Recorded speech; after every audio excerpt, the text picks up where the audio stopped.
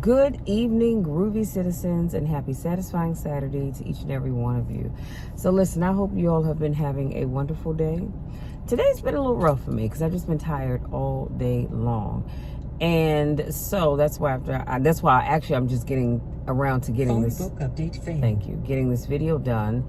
And so that also means when I get done while it's uploading, I'm going to wipe all of this off and really just sit down and get myself together. And I'm probably going to go to bed a little early tonight because I'm also going to get up and go to both services tomorrow. So before I jump into today's topic, I just wanted to share that I stumbled across a Facebook post earlier this morning, and it was very heartbreaking. Very, very, very heartbreaking. One of my Facebook friends posted that her daughter committed suicide on yesterday.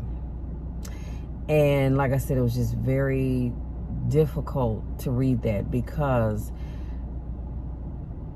I just always feel some kind of way to know that people are suffering and they feel like they don't have anybody they can talk to, or they feel like their only recourse is to take their own lives.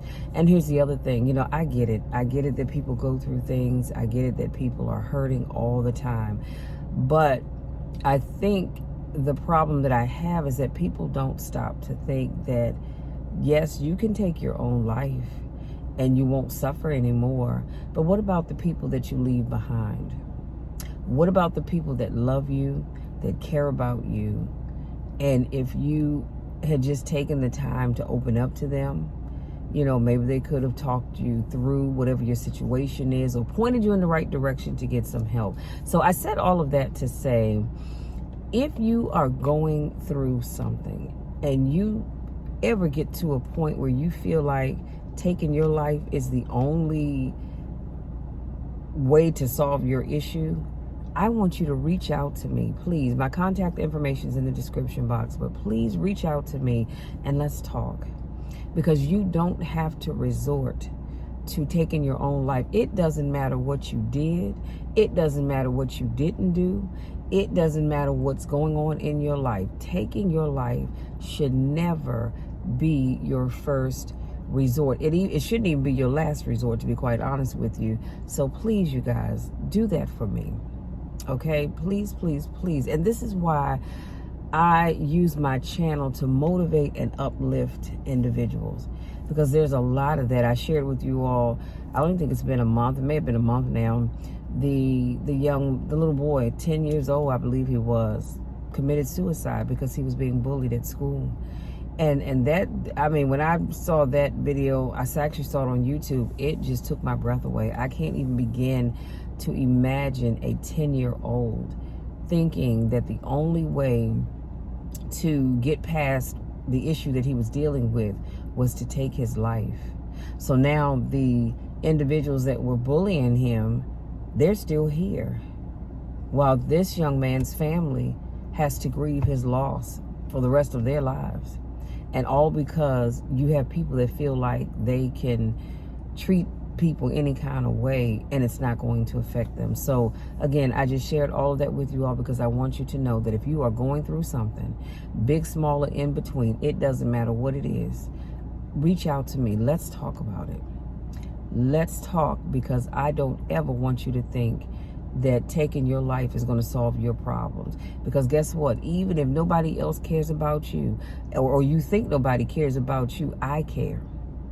I care. It doesn't matter that I've never met you. We probably will never meet each other in this lifetime anyway. But just know that I care. And it hurts me if it hurts you. So let's talk about it, okay? Now, let's jump into today's topic. I'm going to be sharing 10 powerful psychology truths in life. Number 1, silence is more powerful than trying to prove a point. And that says it all. When somebody comes for you about anything, our first reaction by instinct is to prove them wrong, to show them that what they're saying is not true. But the older I get, I'm learning that I don't have to defend myself. I know that what I did or didn't do, it wasn't what you're making it out to be, so I don't have to prove anything to you. So you can kill more people with silence than you can with a comeback. Number 2, when trust is broken, sorry means nothing. And unfortunately, that's just the reality. When, and I get it. Things happen in life because that's life. Sometimes life, as they say, is lifing. But we have to understand that when we hurt people, and that means with our words, with our actions, when we hurt people and we betray that trust, sometimes sorry just isn't enough. So I know how people like to say, well, as Christians, we are to forgive and move on. Yes, the Bible does call for us to do that, but that doesn't mean that my forgiving you is going to allow you back into my life. Because once that trust is gone, we have nothing. We just don't. And I can forgive you and I still will love you with the love of Christ. But I just, sorry, I accept your sorry, but in the grand scheme of things, it means nothing in terms of me wanting to continue that relationship that we once had. Number 4, when you are honest, you lose people who don't deserve you. You ever notice how when you're honest with people about various things, they tend to not want to be around you. But as long as you keep lying to them, they're happy. They are happy as a bowl of Rice Krispie cereal on Sunday morning. But the moment you get honest with them about their behavior, get honest with them about their spending habits, get honest with them about the choices that they make in life, and guess what? They're gone. See, because they don't want to be around people that are going to be honest and tell them the truth. They want to be around people that are going to stroke their ego and make them feel good and say whatever it is that they want to hear. That's why, that's another reason why my circle of friends is very small. Because the people in my inner circle, I love them dearly. We can be honest with one another and we're not going to break up that friendship. But anybody else that has ever come into my life when I've been honest with them, then all of a sudden they don't want to be bothered. Why? Because I've called you on your stuff and I'm holding you accountable. And guess what? People don't want to be held accountable. Number 5, one beautiful heart is worth more than 1,000 beautiful faces. Let me just say this. We have got to get to a place where we are not looking for the most beautiful woman in the room or the most handsome man in the room. I care about what's in here. This is what I define beauty as. Do you have a beautiful heart? Do you have a pure heart? Are you a giving person, a loving person, a kind person? Because at the end of the day, you can look like a 10, but inside here, you're a 2. That does nothing for me. So yeah, I can walk around with you on my arm and you look good, but inside, you're just as ugly as you can be. So, we have to be careful about how we define beauty. Number 6, now unless you just don't care, because if you don't care, then that's fine. Number 6, small circle, private life, clear mind, happy heart. Keep your circle small. And this is why I've talked about before having a small inner circle of people, because when you get too many people in this circle, all hell can break loose. Keep that circle very, very small. Number 7, never go back to somebody who has already broken you. That's a tough one. That is a tough one, because you do have relationships where people have been hurt and you choose, that's up to you, to forgive that person, and you seek the counseling that you need. Sometimes some people don't, and you decide to move on from there. However, in my opinion, being hurt and being broken, they're kind of the same, but they're not. See, you can hurt someone by cheating on them, but you break somebody when you constantly tell them they are nothing, they're never going to be anything, when you tell them that, when you say things like, you're ugly and nobody's going to ever want you but me, and really you're just trying to get in their head to make them not leave you. But I digress. So be careful about taking someone back that broke you. See, in order for somebody to break you, they really have got to get into two places. They got to get up here in your head, but they also got to get here in your heart. And when you allow people to break you, taking them back for what? For what? Because all you've done is taught them that, hey, I can break her or I can break him, and I'll just apologize and schmooze my way on back in. All's going to be forgiven until I do it again. Remember we talked recently about setting boundaries? Well, that's a boundary that everybody needs to set. Like I said, it's one thing if somebody hurts you, because we can hurt people by the words that we use when we speak to them. We can hurt somebody by raising our voice. We can hurt somebody by pushing them. Now I'm going to push you back, but you can hurt somebody by pushing them. But when you break somebody, that means you've gone deep down inside in the mind and in the heart, and you have broken them. You've broken them physically and you've broken them mentally. But it's that mental part that's hard to get over. So if somebody breaks you, they can apologize from now till Jesus comes back. Do not take them back. Number 8, stop overthinking. You can't control everything. Just let it be. And I've talked about this before. We overthink things. Prior to finding out that I had been having seizures, I overthought everything. And it could be something minuscule, just very small, but I would overthink it. And I was one of these people that I'd go, okay, well, what if this happens? What if that happens? What if the other happens? And 9 times out of 10, none of those things happen. But my mind was always overthinking things. Or because y'all know me, I'm a journaling person. I have my vision book. And when I get an idea, that's a little different. I like to write things down and then break down everything I need to do. So in a sense, that's kind of overthinking things, but it's not. That's more planning. But I'm talking about when you write down that idea and you start to overthink about what could happen, what may happen, what will people say, what will they think. You're overthinking it. Just let it be, because 9 times out of 10, the things that you are overthinking, you have no control over anyway. So why are you letting it stress you? Why are you letting it worry you? Every time I do a video, I pray and I say, Lord, allow the people that need to hear this topic hear it, because it's not for everybody. It just isn't. But the people that need to hear it, the people whose lives you need me to speak over, allow that to happen. Everything else is irrelevant. And then I move on, but I'm not going to sit and overthink how many people are going to see it, how many people are going to like it, how many people are going to be blessed by it. I just can't, because that's out of my control. Number 9, if somebody is stupid enough to walk away from you, be smart enough to let them go.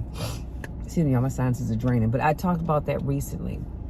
And I said to you, when people no longer want to be a part of your life and they say they want to go, honey, bid them good day. Can I help you pack? Let me get the door for you. Do you need a ride somewhere? Because what we're not doing is holding on to people that have made it very clear that they don't want to be there. And what's worse is when you have somebody who's caught up in the moment for whatever reason, and they decide they want to leave, and then they realize the grass is not as greener on the other side of the fence as they thought, and then they want to come back. Come back where? Come back to who? Not this is the girl. You wanted to leave? Bye. I'm done. Go on about your business. You can't come back with well, Michelle, I'm sorry, I messed up. I thought I was getting all, you know what, because I'm going to pat you on the shoulder and say, okay, you know what, I understand. Sorry to hear that, but you moved on, and so have I. Set that boundary and do not go back on it for anything. Now, I'm not talking about, let me tell you what I'm not talking about. I'm not talking about when you're in a relationship and maybe you all have a heated argument and you decide, look, I'm done. I'm just done with this. In that moment, you all decided to part ways because you both were not thinking clear. That's something different. I'm talking about when somebody decided to leave you for somebody else or something else, and then they realize what they thought they were getting is not really what they're getting at all, and then they want to come back. H to the no. You don't get to do that. Now, we had an argument, and we said some hurtful things, and we decided we would go our separate ways, and then we sit down and we talk. We can work that out. But you don't get to walk out of my life and then think you're going to come back because you thought you were getting something better. Let me move on. Number 10, true friends are very rare. If you have one, you're very lucky. And I mean that from the bottom of my heart. I am so thankful that I have been blessed with some true friends that even if we don't talk every day, maybe once a week, and we may go some weeks where we don't talk at all because we're just both caught up in what we're doing, we still have that mutual love and respect there for one another. And when we pick up the phone, we just pick up right where we left off. It is very rare to have true friends. I have met so many people that say, Michelle, I wish I had just one true friend. But I don't. Over the years, they found that the people they thought were their true friends turned out they really weren't. These people were talking about them behind their backs. They didn't support them. They were never encouraging. Some of them found that true friend, or so they thought, was messing around with their man or messing around with their woman. It's just a mess. So if you happen to have a true friend, honey, you are blessed. You are beyond blessed. Okay? Always remember that. Now, having said that, you guys, that's it. That's all. I'm going to bid you good day because, like I said, I'm hungry. So I'm going to upload this video. I'm going to wash my face, cleanse my skin, and throw my rollers in my hair, eat my salad, and 9 times out of 10, I'm going to climb into bed, find me a Christmas movie to watch. Don't judge me because I don't judge you. And then I'm going to call it a night. I know it's a little early. It is not even 7 o'clock yet, almost 7. But I just have had I've had a long week. I've had a long week, and I've had a long day today. So I'm just going to allow myself to rest so that I can get up and go into the house of the Lord tomorrow and get my praise and worship on. And tomorrow will be a long day for me because I'm going to both services. But you know what? That's a long day in a good way, because once I'm done, I can sit back and relax knowing that I have been truly blessed. So having said that, you guys, I want to say thank you so much. Thank you, thank you, thank you from the bottom of my heart. Thank you. If you've not hit that subscribe button, please make sure you do that and tap the bell because I don't want you to miss anything. And if you're new to watch my videos, I want to say welcome. Thank you so much for joining me. I'm so glad to have you here. I do car conversations every Monday, Wednesday, Friday, and Saturday. So come back on Monday where I have another topic for you. If this is not your first rodeo, I want to say welcome back. You know I miss you when I don't get a chance to see you guys. Y'all, you know the drill, you know the spiel. I love you so, so much. I really do. I love each and every one of you to the moon and back, and there is nothing, and I mean absolutely nothing, that you can ever do to change that. You just can't. Because I love you and I want nothing but the best for you. I believe that great things are coming for each and every person under the sound of my voice. I don't know what it is. I don't know where it's coming from, but I just believe that there are great things coming for you. I just need you to keep pushing forward. Don't give up. Don't give in. Because as I always like to say, the best is coming for you and the best is coming for me. But also remember, if you find yourself in a situation where life is getting too heavy for you, number one, talk to God. Always, always, always talk to God. He knows about your problem. He knows what you're going through. He knows what's on your mind, what's on your heart. But he still wants us to come to him anyway and talk to him about what it is that we're dealing with. Talk to God. And then trust that he'll fix it. But if you don't know how to do that, again, reach out to me. Let's talk. Because I don't want to keep hearing about people taking their lives when they didn't have to. Chances are they did because they thought that was the only way to get past whatever it was they were dealing with. And it's not. Because you do have people out here that love you. Like I said, I love you. And I will do my very best to try to help you get focused and to move past whatever it is that you're dealing with. Listen, y'all. Love you much. We'll talk again on Monday.